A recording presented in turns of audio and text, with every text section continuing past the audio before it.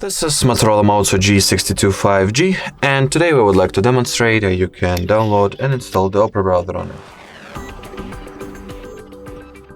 So the first step that you need to take is to connect your device to the Wi-Fi, then launch the Google Play Store. At the search bar type in Opera.